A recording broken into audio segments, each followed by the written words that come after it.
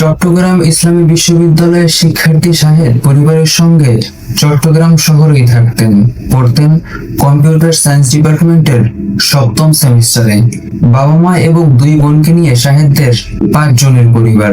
প্রায় 15 বছর পর কয়েক মাস আগে শাহেদের বাবা দেশে আসেন। তাছাড়া 1 মাস আগে তার ছোট বোনের বিয়ে হয়, তাই তাদের পরিবার একটা খুশির আমেজের মধ্যে ছিল। কিন্তু হঠাৎ আসা এক খবর তাদের সেই খুশির আমেজকে বিষাদে পরিণত করেছে। তারা খবর পান শাহেদের বাবা অন্য এক মহিলাকে বিয়ে করে তাদের বাড়িতে এনেছে। খবর পেয়ে শাহেদ সহ তাদের পরিবারের লোকেরা তাদের গ্রামের বাড়ি মিরসরাইতে যান। কিন্তু তাদের দেখে শাহেদের বাবা প্রচন্ড রেগে যায় এবং তার মাকে মারধর শুরু করে।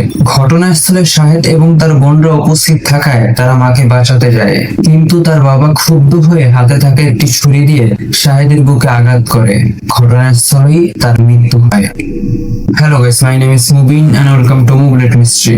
চট্টগ্রামের নুরুজ্জামান প্রায় 1 দশকেরও বেশি সময় আগে কাজের খোঁজে সৌদিতে পাড়ি জমান। পরিবারে স্ত্রী ছাড়াও তার ছিল 1 ছেলে এবং 2 মেয়ে। তার লক্ষ্য ছিল সন্তানদের মুখে এক মুঠো খাবার তুলে দেয়া।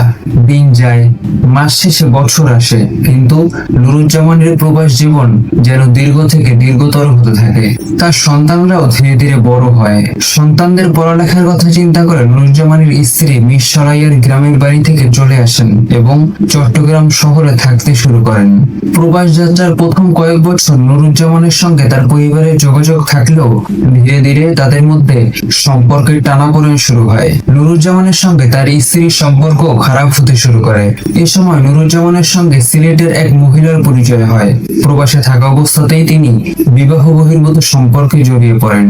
প্রায় 15 বছর পর এবছরের 19 মে নুরুজ্জামান দেশে আসেন। তিনি চট্টগ্রামের সন্তানদের কাছে না গিয়ে মিরসরাইয়ে গ্রামের বাড়িতে ওঠেন। দেশে আসার পরেও তার সঙ্গে তার স্ত্রীর কয়েকবার ঝগড়া হয়। নুরুজ্জামান তার স্ত্রীকে তালাক দেওয়ার হুমকি দেন। 10 সেপ্টেম্বর 2025 নুরুজ্জামান তার সিলেটের পরকীয়া প্রেমিকাকে বিয়ে করেন এবং মিরসরাইয়ের বাড়িতে নিয়ে আসেন। 57 বছরের নুরুজ্জামান যেমনটা করতে পারেন তা তার সন্তানরা কল্পনাও করতে পারেনি। খবর পেয়ে নুরুজ্জামানের প্রথম স্ত্রী সন্তানদের নিয়ে মিরসরাইতে যান। বিকাল 4টার দিকে তারা মিরসরাই থানায় জিডি করেন। এরপর এলাকার কিছু গণ্যমান্য ব্যক্তিদের নিয়ে তাদের বাড়িতে হাজির হন। সন্ধ্যা 7টার দিকে নুরুজ্জামানের বাড়ির উঠানে সালিশ শুরু হয়। নুরুজ্জামান কেন বিয়ে করেছে সেটা তার স্ত্রী জানতে চায়। তাছাড়া তিনি তার স্বামীর দ্বিতীয় স্ত্রীকে অপমান করেন এবং তাদের সম্পর্কের কারণ জানতে চান। এতে নুরুজ্জামান প্রচন্ড রেগে যায়। সে উপস্থিত লোকজনের সামনেই তার স্ত্রীকে মারধর করতে শুরু করেন। এক পর্যায়ে বাড়ির ভেতর থেকে একটি ছুরি আনে এবং তার স্ত্রীকে মারতে চায়। মায়ের এই অবস্থা দেখে তার ছেলে শাহেদ তাকে বাঁচাতে যায়, কিন্তু নুরুজ্জামান ক্ষুব্ধ হয়ে শাহেদের বুকেই ছুরিকাঘাত করে। ঘটনাস্থলে শাহেদ লুটিয়ে পড়ে। তাকে স্থানীয় উপজেলা স্বাস্থ্য কমপ্লেক্সে নিয়ে যাওয়া হয়, কিন্তু কর্তব্যরত চিকিৎসক তাকে মৃত ঘোষণা করেন। সেদিন রাতে শাহেদের মা মিরসরাই থানায় একটি মামলা দায়ের করে। পুলিশ নুরুজ্জামানের পাসপোর্ট জব্দ করে তাকে খুঁজতে শুরু করে।